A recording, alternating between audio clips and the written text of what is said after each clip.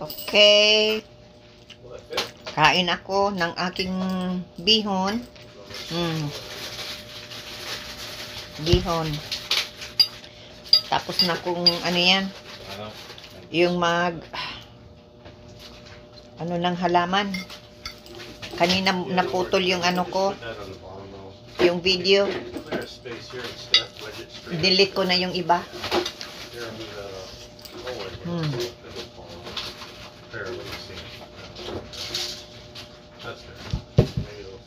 Yeah, maybe that'll fit there. And that'll fit there. I'm gonna try to stand. Yeah, don't let that. Grabe. Yung pag-akyat ng mga bakso sa sandit. Yeah, that's not good. Kung hindi yun pinadala doon, natatawa ako. Pati yung mga plato, mga baso, pinadala doon. Natatawa ako. Mga plato na papa, plato na mama noon. Pati mga kutsara, pinadala.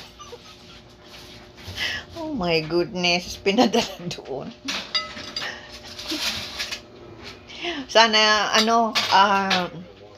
yung mga gamit ko doon sa, doon sa sala, kasi doon ako natutulog, dapat, dinala na lang sa baba.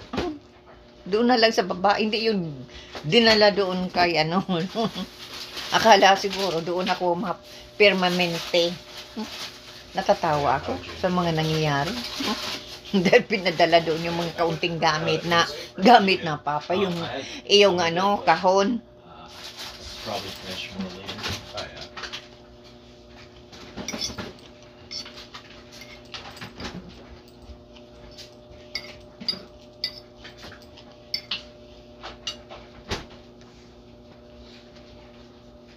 So,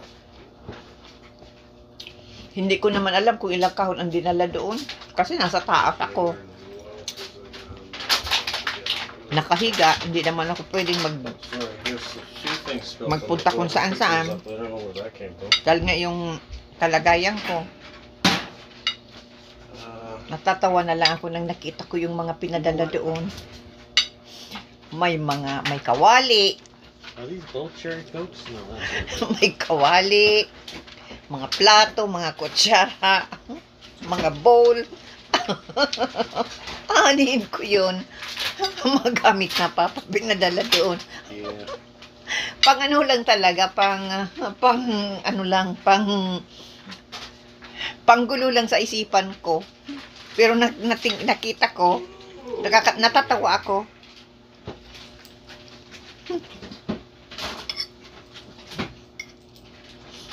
Okay.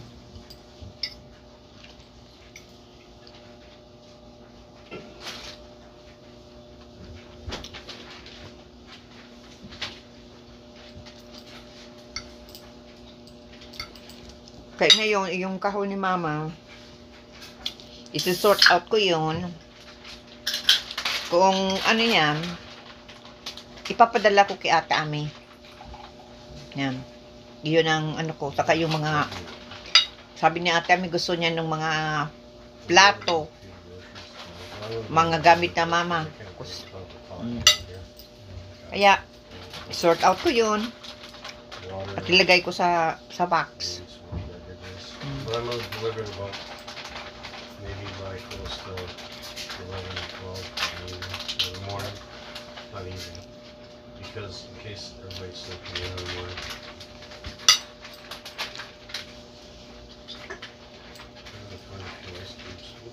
Nang tingnan ko, kaysa magalit ako, natawa na lang ako.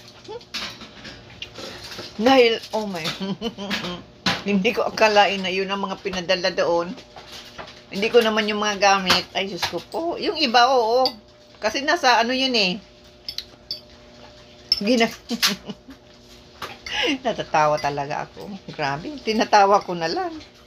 Mga pang-stress sa akin. Sobrang grabe.